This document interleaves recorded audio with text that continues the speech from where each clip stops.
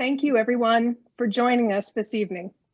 So I'm Elizabeth Mitchell, Interim Co-Director of the Cantor Art Center, and I welcome you to this virtual tour of the Cantor's current exhibition, When Home Won't Let You Stay, Migration Through Contemporary Art. While the Cantor remains closed for now, we're so happy to be able to share this tour with you tonight. Our tour will be led by Maggie Dethloff, the Cantor's Assistant Curator of Photography and New Media. And I want to take this opportunity before I turn it over to thank Maggie again for her incredible work over the past few months for realizing this exhibition at the Cantor. And I also want to mention that congratulations are due to the entire Cantor team, not only for installing the exhibition so beautifully within our galleries, but doing all the hard work that has enabled us to be able to present this tour digitally to you tonight. So without further ado, I hope you will enjoy Maggie's tour of this incredibly fascinating and thought-provoking exhibition, and I turn it over to Maggie. Thank you so much, Elizabeth, for that really kind introduction. And everyone, thank you for joining us tonight. Welcome to this special virtual tour of When Home Won't Let You Stay, Migration Through Contemporary Art. I'm really thrilled to be here tonight to lead you on this tour. So as Elizabeth said, until we can welcome you in person into the museum, this show is available to view virtually on the web. So today, after giving you a brief introduction to the show, I'll be taking you into the 3D virtual tour, which we've created using the Matterport software, and we'll walk together through the galleries and discuss the artworks in the show. You'll be muted during the tour. If you have any questions while I'm going through the tour, however, feel free to drop those in the chat. If it's something that I feel I can address in the moment, I will. If not, we're saving some time at the end for Q&A, at which point you'll be able to unmute yourself and ask questions out loud if that's what you prefer. So before I dive in, I'd like to give a few acknowledgements. This exhibition was a very ambitious project, and there are many people who deserve recognition, and of course, thanks. This exhibition is organized by Ruth Erickson, Mannion Family Curator, and Eva Respini, Barbara Lee Chief Curator, with Annie Pulaguru at, Curatorial Assistant at the Institute of Contemporary Art, Boston. The Cantor Art Center presentation is organized by myself and Jessica Ventura, our Curatorial Assistant. We gratefully acknowledge support from the Halperin Exhibition Fund. Here at the Cantor, as Elizabeth mentioned, there was no one who didn't contribute to this exhibition. And so I just want to say thank you again to all of my colleagues. We're also grateful for the support of our members. Thank you. Your generosity enables the museum to share these profound and compelling digital art experiences. If you're here tonight and you're not a member yet, and you'd like to learn more about it, you can click on the link in the chat to learn more. Now to the good stuff. When Home Won't Let You Stay considers how contemporary artists are responding to the unprecedented amounts of migration, immigration, displacement all over the world today. The show features more than 24 artworks by 18 artists who are from, live in, or work in over a dozen different countries. And they range from the US and the UK, the Netherlands, South Korea, Iran, Iraq, Colombia, all over the world. It's a truly international show, which is very exciting. The show highlights these artists' diverse responses to these mass amounts of migration in the world today. And the works really range from personal accounts to poetic meditations to documentary representations of migration. As many of us know, migration is not a new phenomenon, but importantly, this exhibition also calls attention to how it has changed and accelerated through historical, political, and social developments over time. So the show is organized around several overlapping themes, such as ideas of home, sites and modes of transit, provisional structures like refugee camps or borders, and narratives of displacement and belonging. Personal, intergenerational, and cultural memory, plus storytelling, I found to be some of the most pervasive themes throughout. Each of the artworks in the show tell a specific story, but considered together, they also speak to global trends and common experiences. The United Nations estimates that 1 out of every 7 people in the world today, by choice or by force, is an international or internal migrant, which means there are a lot of stories of migration. And one can imagine that there may be a lot of similarities. And I think this show does a really excellent job of presenting how unique every story is, at the same time that there are some really interesting similarities that we can see, no matter where on the globe this migration is happening. So the show features work in a range of media, sculpture, painting, all sorts of things. And it was very interesting to adapt this monumental show to the Cantor's neoclassical spaces. So you'll see tonight through the virtual tour that the show is installed throughout several of the museum's galleries and in some of its in-between spaces, like the lobby, which is where our tour starts today. So now we are in the virtual tour itself, which, as I mentioned, was created using Matterport software, which is a great 3D camera, spins around and takes views and enables us to have this beautiful representation of the museum, which looks almost like you're in it. So give me one moment to orient myself. Here we go. Okay, so you should now be able to see my mouse moving around. And first I'm going to give you just a brief kind of tutorial of what you can find in the virtual tour. And then we'll look at the artworks. So Matterport has this little circle on your mouse, which can help you navigate. I also want to point out these Matterport hotspots where you can read label texts and watch videos like a curator's introduction or student guide and docent tours, which are really fantastic. So I encourage you to come back into the virtual tour on your own and take a look at those. Now to the artwork. The show starts in the lobby, as I've mentioned, and we have 2 artworks sort of in the initial lobby space.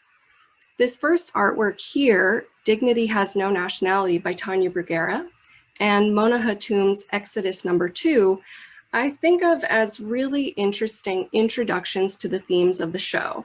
Together, they speak to the global scale of migration, as well as the very personal, embodied scale of migration. So Tanya Bruguera's flag features embroidered on it the supercontinent, the ancient supercontinent Pangaea, a world that's literally without the borders that we have today, not even the borders of continents, since it is one supercontinent. Down at the bottom, I'm going to zoom in a little bit, we see the phrase, dignity has no nationality. So Bruguera is reminding us that no matter where you come from, you know, we all have a shared humanity and deserve dignity. It's a very persuasive work. Coupled with the Mona Hatoum down here, and while we're navigating, want to acknowledge that sometimes Matterport is a little tricky to navigate through, so I'm trying to do this as smoothly as possible. So this is Exodus #2 by Mona Hatoum, and unlike Tanya Bruguera's flag, which is thinking about the global scale of migration and a shared humanity, Mona Hatoum's Exodus #2 is on an exactly human scale. You can imagine picking up these pieces of luggage and going on a trip with them, taking them with you when you leave one home and go to a new home. But as you can see, there's also these strands of hair that come out of the luggage. And if I can zoom in a little bit, you'll be able to see slightly that on one side, it spells out EXO, and on the other side, which we can't see in this view, it's DUS, so it spells out Exodus. And the hair entwined with each other with this luggage really reinforces that focus on the embodied nature of migration. So it's something you experience in your body. Movement or stasis is something that we experience in our bodies. And it points to what a personal experience it must be necessarily. So as we move through the exhibition, next we're going to go here into Meyer Galleria, where we have our intro text, which here's another hotspot where you're able to read that intro text. And we have a glossary of terms that are relevant for this subject, such as citizen, migrant, refugee, and asylum seeker. And I encourage you to come back and read through this glossary because it is very helpful. They're words that we all use and that don't necessarily have a single meaning, but it is very useful to look at the ways those words are typically used and what they're typically used to mean, because those nuances are very important for how we think about people who move. So in Meyer Galleria, what we've done here is we've used this dash line motif to help you navigate through this massive exhibition. Because it's throughout so many spaces in the exhibition, we knew we needed some way to help keep you on track. And we've included engagement questions along the way to help you continue to think about these themes of the exhibition: home, belonging, and movement. So for example, this first one is, how have you seen migrants represented in the news and media? And I want to point out that in this hotspot, this links out to our webpage where you can answer the questions, and we'll feature some of your answers on the website. Now let's head upstairs into the first gallery space of the exhibition. Look at that beautiful view. So Rina Kalat's work, which is this beautiful map to the left, is an absolutely monumental piece. It's called Woven Chronicle, and it's created out of wire, out of electrical wire. And in some cases, the artist has left it smooth, and in other cases, she has twisted it into barbed wire shapes. And so what we see are these kind of woven continents of the world, as we can all recognize, but also the strings across show the pathways of the movement of goods and people. So not just migration of people, but also what are kind of economic pathways where products originate and end up. And I think Rina Kalat's work, like Tanya Bruguera's, is a really interesting look at the global scale of migration and how interconnected our worlds of politics, economics, and our personal lives are. Her use of the wires resonates with thinking about communication technology. So thinking about the way that we can communicate with the other side of the world through internet, through our telephones. At the same time that the barbed wire designs also bring to mind barriers like barbed wire fence or electric fences that hinder movement or communication across the globe. So this work really shows what a complicated matter migration is. The title of this exhibition comes from a beautiful poem by Warsan Shire, a British Somalian poet. And she has a line in this poem that says, "You only leave home when home won't let you stay," right here. And the whole poem is really about thinking of why someone would leave home, all of the various difficult reasons that people might have for leaving home.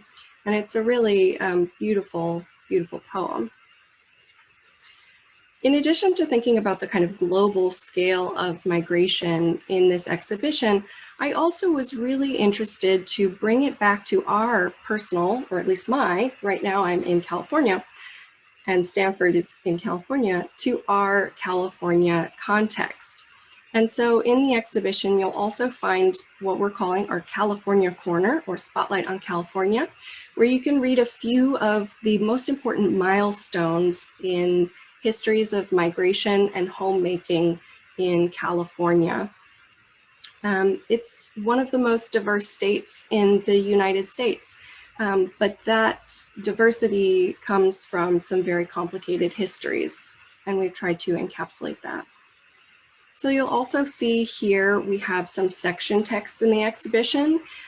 This one is explaining in this gallery, two of the major themes that we're seeing here are the ocean or bodies of water as the site of transit, and also the idea of home, exploring the idea of home. This first piece that we're going to pause briefly in front of by Adrian Piper is called Everything Number 4. And when we zoom in, you can see that it reads, everything will be taken away, which is a very kind of emotional statement to hear. You wonder, what is it exactly that's going to be taken away? Is it personal possessions? Is it intangibles like dignity?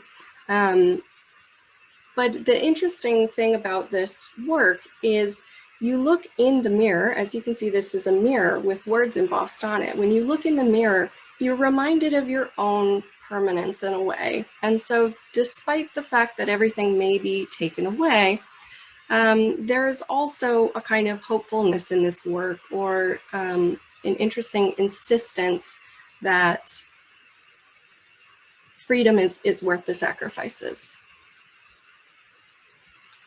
The next works we're going to look at are two by Xavier Simmons, and these really speak to that theme of the ocean as a site of transit. This work is text taken from Christopher Columbus's diaries during his journey to North America. And if you look closely at it, you can see he's talking a lot about the landscape and about the sailing conditions. Oh, it was great sailing, the sea rose, it was favorable conditions. But what isn't discussed are the people that he encountered when he arrived in the New World, or what happens afterwards. And so we as viewers in the 21st century know that there is more to this story than just the favorable sailing conditions that brought Christopher Columbus to this world. And Xavier's work is really wonderful. This is another work by Xavier Simmons called Sundown Number 12. And so in addition to thinking about this moment of first contact in the New World, she's also thinking about the histories of migration and displacement of Black Americans throughout history in the United States. So these photographs in the series feature a figure holding a mask and also these archival documents here. So this is an image from the Great Migration. And so she's layering different moments of movement and migration, as well as gesturing towards kind of historical moments like colonialism that have had such a huge impact on not only Black Americans' life in the US, but really all of ours. I'm going to try and speed up a little bit because we have so much to get through. This beautiful work by Ita Barada also fits into the water theme. Barada is a French and Moroccan citizen, and her work is concerned with the Strait of Gibraltar and the city of Tangier in Morocco. And specifically, she's interested in how, for her as a European citizen, she's able to very freely move across the Strait of Gibraltar, whereas many migrants who are trying to get into Europe from North Africa either have very long waits or are never able to get there. This quirky image that I really love is a shrimp processing plant in one of Tangier's free trade zones. And it just kind of indicates that sometimes commerce moves more freely than people do. It's really fascinating topic. The last work in our kind of sea theme is this beautiful 3-channel video by Isaac Julian. He's filming on the island of Lampedusa and the island of Sicily in Italy, on the beaches where in 2007, when he was working on this work, there had been news images of migrants' bodies washed up on the beach. And so he was filming on the beach and contrasting the migrant experience with really what we see as locals and tourists enjoying the beach. And he also photographs and films in beautiful 18th century Baroque mansions, and is really thinking about the kind of disparities in class and experience here.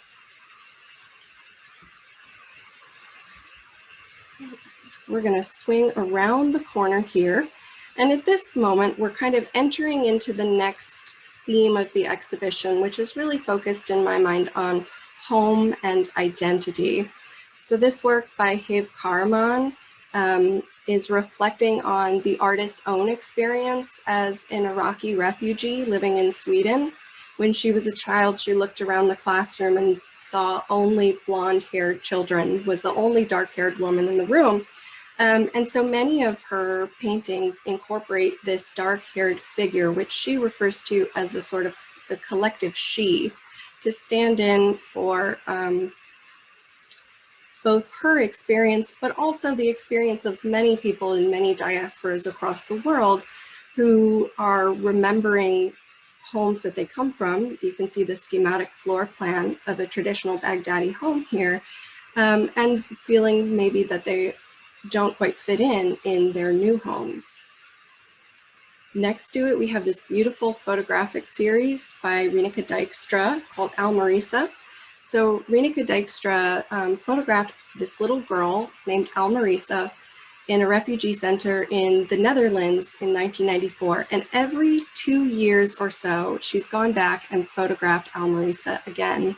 And you can see it's a very formal portrait style every time, but we witness the change in Almarisa from a slouching preteen to, you know, a beautiful young mother, and all the way up to, I think she's around my age now. So quite a beautiful series.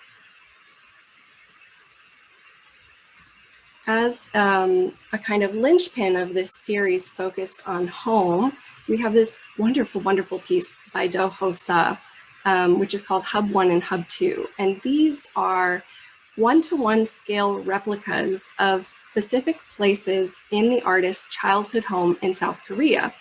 And you can see the level of detail in this silk, kind of silken translucent material is absolutely amazing. So he's really thinking about how one remembers a home that they've left, and also perhaps how home colors the way that you look around and see the world. And I encourage you to come back into the virtual tour on your own and take a look at those.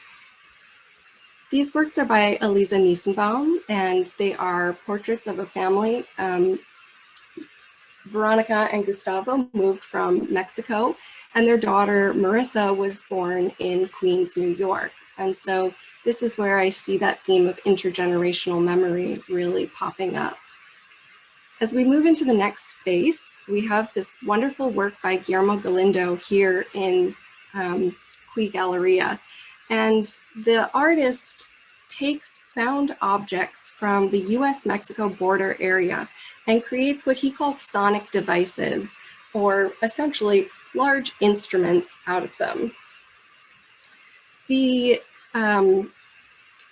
piece of metal that we see in this work in particular comes from the US-Mexico border wall. And it's actually a piece of recycled material that was used in Vietnam-era landing strips, airplane landing strips. And so the kind of histories of conflict and border surveillance is really interesting in these works. So Guillermo Galindo, these sonic devices that he creates, he sometimes plays them or activates them. And so this one acts like a very large gong, makes a very large resounding noise in it. And Guillermo thinks about these sonic devices as giving us some kind of access to a story of migration, a story of these materials left behind that we might not otherwise have access to. This is another work by Guillermo Galindo, but we can see too that, or you can imagine when you hear these instruments played, that we hear the voices of the objects, but we still don't necessarily get a clear, in English transcription of what that particular migrant's story is. And that's really at the heart of kind of the second half of the exhibition, which is thinking of stories of migration and who is able to tell those stories and how they tell them. So in this room, we have a series of photographs by Richard Misrak here, this beautiful one here.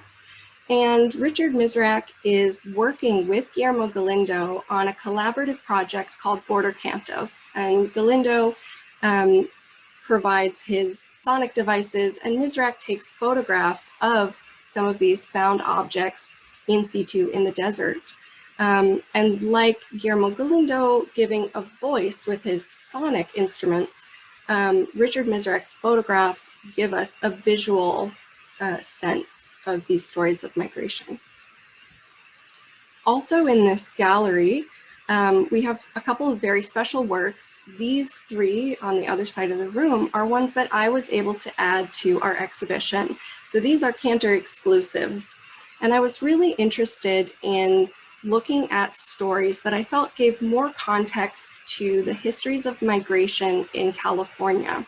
So these two works here by Gulnar Adili, she is an Iranian-American artist. She is based in New York, but California has a very large population of Iranian Americans, and many of whom have been very influential in Silicon Valley. And so it seemed like a very important story to represent in our Cantor's presentation of this. So these works, Gulnar Adili, she quilts photographs from her father's archives. Her father came to the US around the Iranian Revolution, but the artist and her mother were not able to join him right away. And so she's thinking about the word deltangi, which in Persian means longing or tightness of the heart. And so on the one hand, we have this image of an airplane from the back of the airline ticket that brought her father to the US on the last leg of his journey. And in this other work, we have an image of the artist's own chest, over which she's quilted the shape of a house. Shortly after she moved to the United States, only about 4 years or so, her father died and she experienced another separation from him. So this was a very personal longing at that time. The other artwork that I was able to add to our presentation is this wonderful work by Diana Lee, who is a local artist from San Mateo. She's of Chinese Peruvian ancestry, and her father worked in the electronics repair business. And so this kind of tangle of wires is one that she found in their backyard and thought it looks like a nest. And so what she did was she decided to weave it into a nest shape. You can sort of see here, there's even an opening into the nest. And so thinking about the transience of home, that home doesn't necessarily have to be a stable point that you stay forever. We can all have many homes. In addition, with the wire and the background of the piece, we know that she's thinking about the particular histories of labor in the Bay Area. So all of the international migrants who have come to work in the Bay Area, and especially the history of Asian American labor in the Bay Area. So we have just a few more works to go. The next work in the show is this really affecting video work by Carlos Mota. He interviewed LGBTQIA migrants in the Netherlands. They were refugees in the Netherlands, but they come from all over the Middle East, Egypt, Syria, Iran, Iraq. And he interviewed them and put together these beautiful documentary interviews where all you see is the person, the refugee telling their own story, and all you hear is their story in their own voice. None of the artist interjecting or any kind of contextual information, which makes it a really, really powerful accounting of how their identities as LGBTQIA individuals have affected their decision to leave their home of origin. It affected their journey, and also maybe how it's affecting their time in the Netherlands.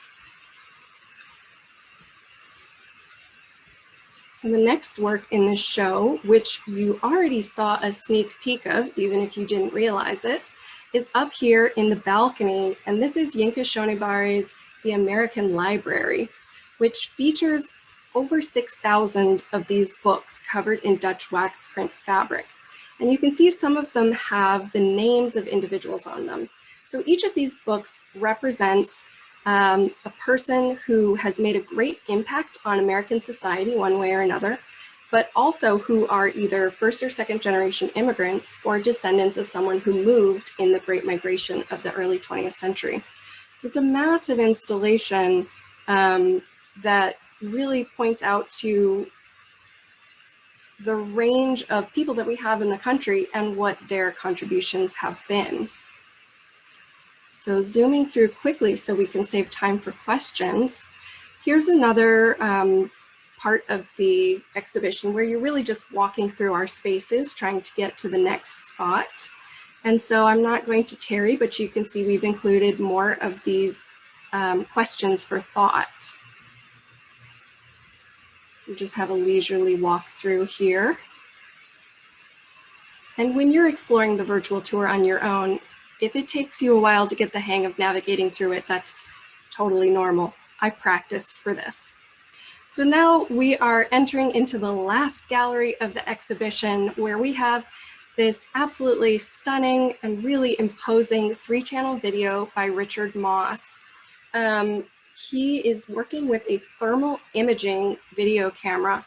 It's the kind of camera that the military uses for long distance surveillance and also to aid aiming weapons. So it's really a technology of surveillance and a technology of war.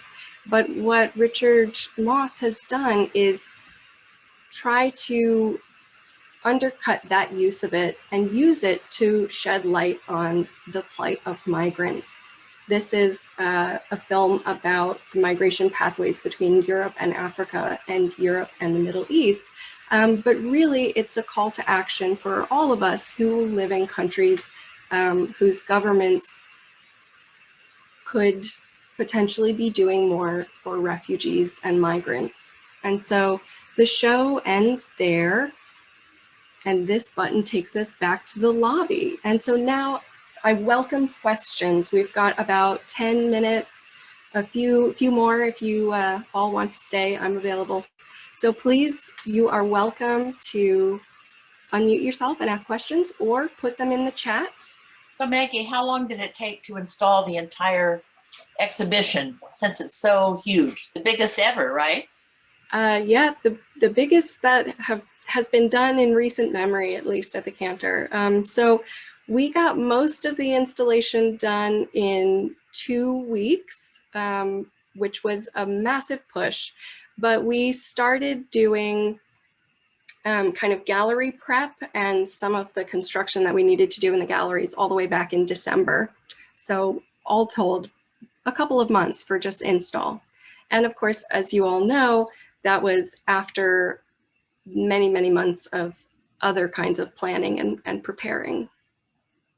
Did many of the artists come to see, or were they able to come and see the installation here? The artists who were in the show, have you been able to get them, sneak them in? Great question. Only one artist has been able to come and see it. Isaac Julian, who's one of the artists who did the 3-channel video.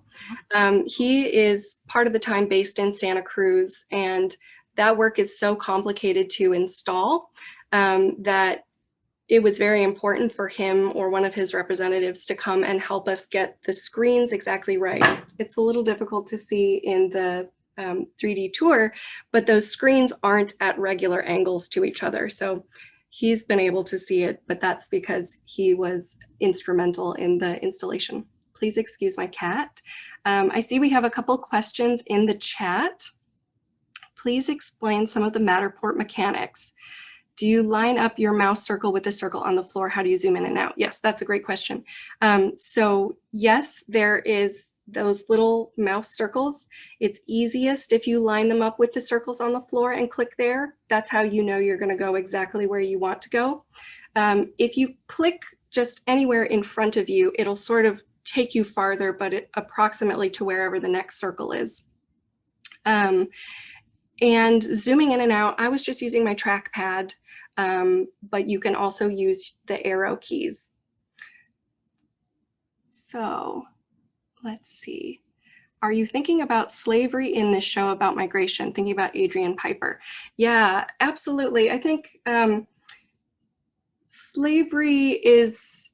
the history of slavery is not as overtly present in any of the artworks, but certainly with the work of Adrian Piper, who's, you know, a conceptual artist who's long been thinking about the histories of slavery and the histories of Black Americans, and also the work of Zyveria Simmons, it's very present. Zyveria Simmons has said that she thinks of the history of Black Americans as essentially being 400 years of exile and displacement or of migration.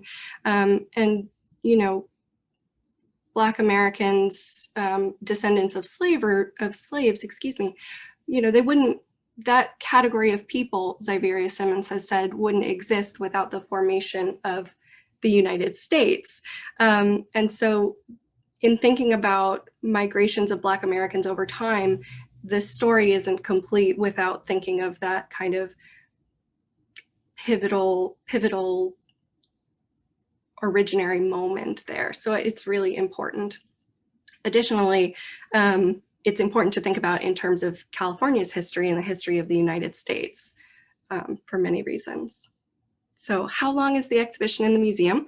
It will be closing May 31st, so we have a few more months. As Elizabeth mentioned in the beginning, we're doing what we can so that we can open to visitors in the future. And we will let you know as soon as we have any news about that, so please stay tuned. Wow, okay, so many questions. Thank you guys.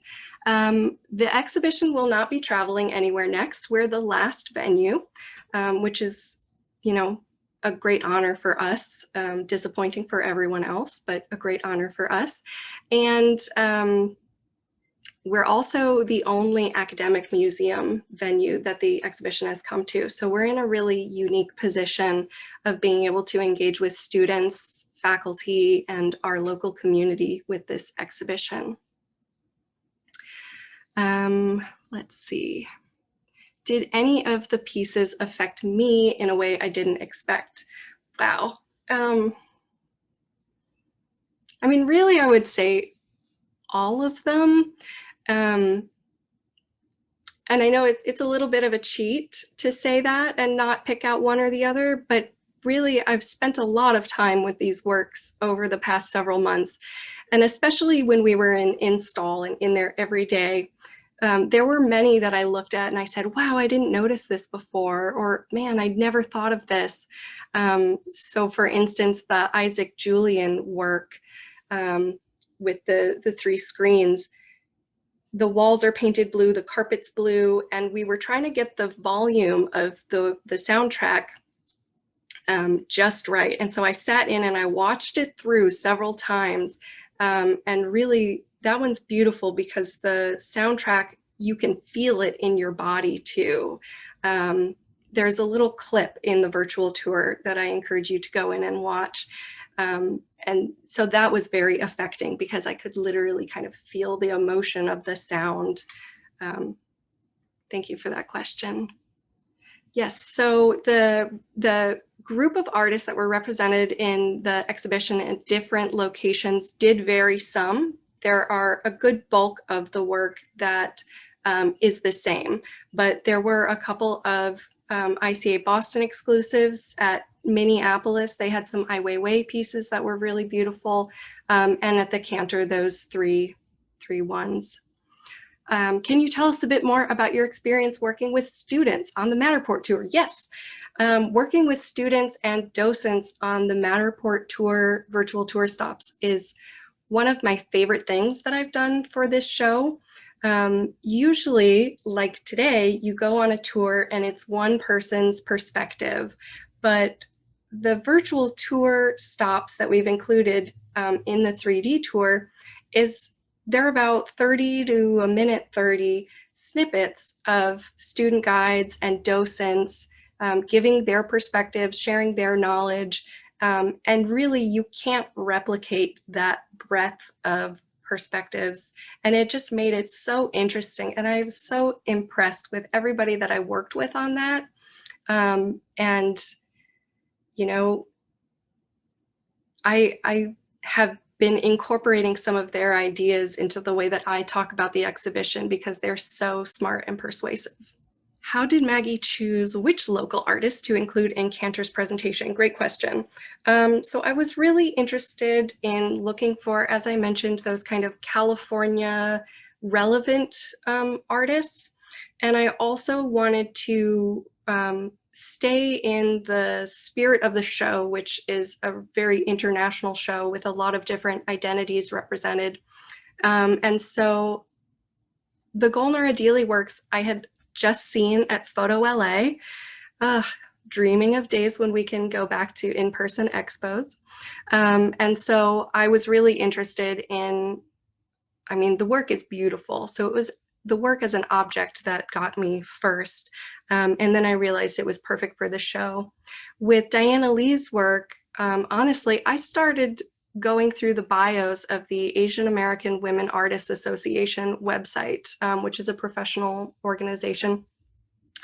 And when I saw her work, I thought, wow, Bay Area specific, Bay Area local artist, and really whip smart and just like such a cool work. So that's essentially how I decided. The fact that they're both sort of working with found materials and weaving those materials in one way or another also helped solidify that grouping for me. So we are at 6:15.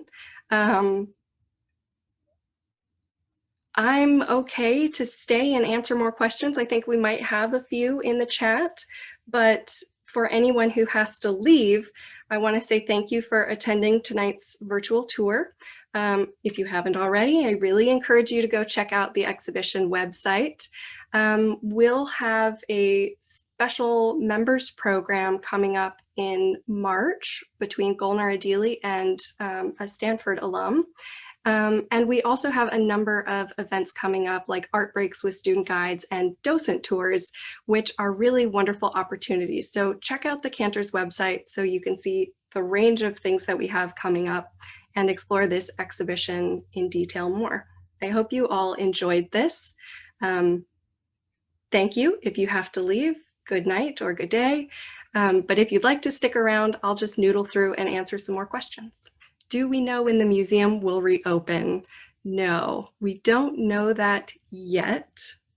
We're adhering to state, county, and university guidelines, but as soon as we have a firm answer, you know that you will be not the first to know, because we'll be the first to know, but the second to know, because we are really eager to get you in the museum. We miss you very much. Also, I'd like to add that there is a catalog for the exhibition. You can call or email if you would like to purchase a copy of that. It was produced by ICA Boston, has some really beautiful reproductions and incredible essays. So I encourage you to check that out.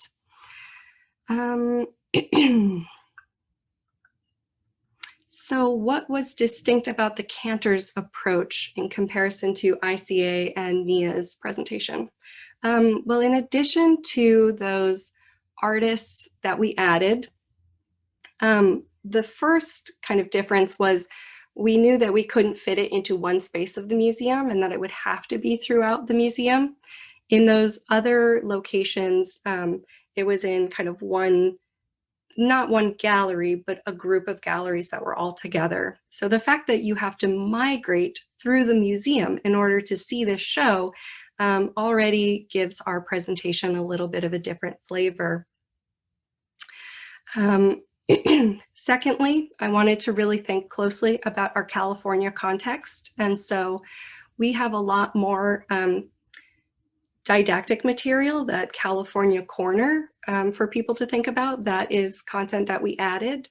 And additionally, the engagement questions throughout. Additionally, because we are mostly online right now, the presentation of the website is also something different that we did.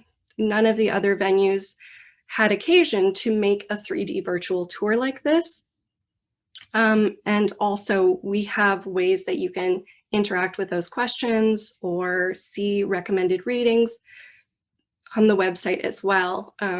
So we are trying to do our best to keep you all engaged. Any opportunities to expand this and perhaps have an interactive capability? Great question. So we are adding content to the web all the time. The interactive components that we have are your ability to answer those questions. You can also go to the American Library artwork website and add your migration story to the artwork there. So we have links to that from our website as well.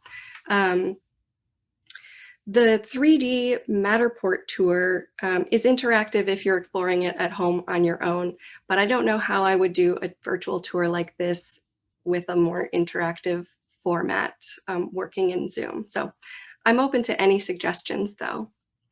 And that is all the questions that I have seen. Any other questions? I'm just going to chime in to say thank you, Maggie. This was fabulous. Really appreciate it. I think we've made the best of what can be made out of a virtual Matterport tour by having you guide us through. And I learned a lot about the exhibition, and I learned a little bit more how to navigate with Matterport. So thank you so very much. I'm glad it was helpful. I hope everyone enjoyed it. And so I will say again, thank you all so much for coming tonight. It's really gratifying to see so many colleagues, friends, and family in the audience here, as well as other people that I don't personally know. Really happy to be able to virtually welcome you to this exhibition and show you around. So this has been a really wonderful evening, and we look forward to seeing you again virtually and in person in the future. Thank you, everyone.